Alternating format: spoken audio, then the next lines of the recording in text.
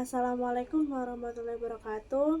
Eh, Pada video ini saya akan menjelaskan tentang metode ilmiah dalam kajian filsafat ilmu.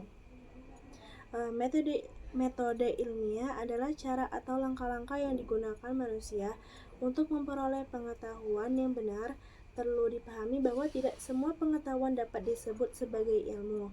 Pengetahuan baru bisa disebut ilmu apabila diperoleh melalui proses yang teratur, logis, dan dapat dibuktikan.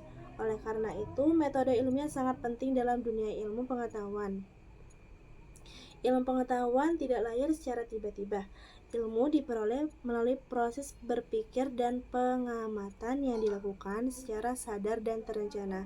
Nah, dengan adanya metode ilmiah ini, manusia tidak hanya menerima suatu informasi begitu saja, tetapi meneliti dan mengujinya terlebih dahulu. Hal ini bertujuan agar pengetahuan yang dihasilkan benar dapat dipercaya.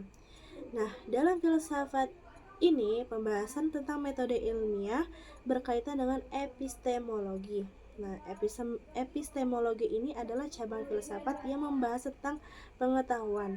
Epistemologi menanyakan beberapa hal penting seperti dari mana pengetahuan berasal, bagaimana cara manusia memperoleh pengetahuan, dan sampai sejauh mana manusia dapat mengetahui sesuatu. Nah, metode ilmiah menjadi salah satu jawaban atas pertanyaan-pertanyaan tersebut.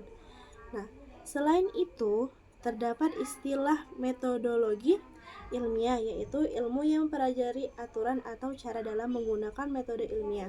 Metodologi ilmiah membantu manusia memahami langkah-langkah yang benar dalam mencari ilmu, sehingga pengetahuan yang diperoleh tidak bersifat sembarangan, melainkan berdasarkan prosedur yang jelas. Metode ilmiah juga berkaitan erat dengan proses berpikir manusia. Nah, berpikir itu adalah kegiatan mental yang dilakukan manusia untuk memahami suatu objek.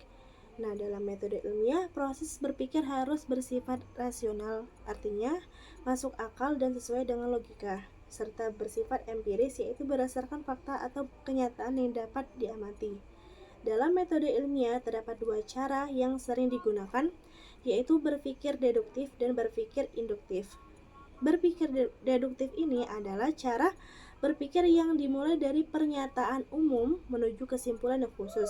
Sedangkan berpikir induktif adalah cara berpikir yang dimulai dari fakta-fakta khusus, kemudian ditarik menjadi kesimpulan yang bersifat umum. Kedua cara berpikir ini saling melengkapi dalam proses ilmiah.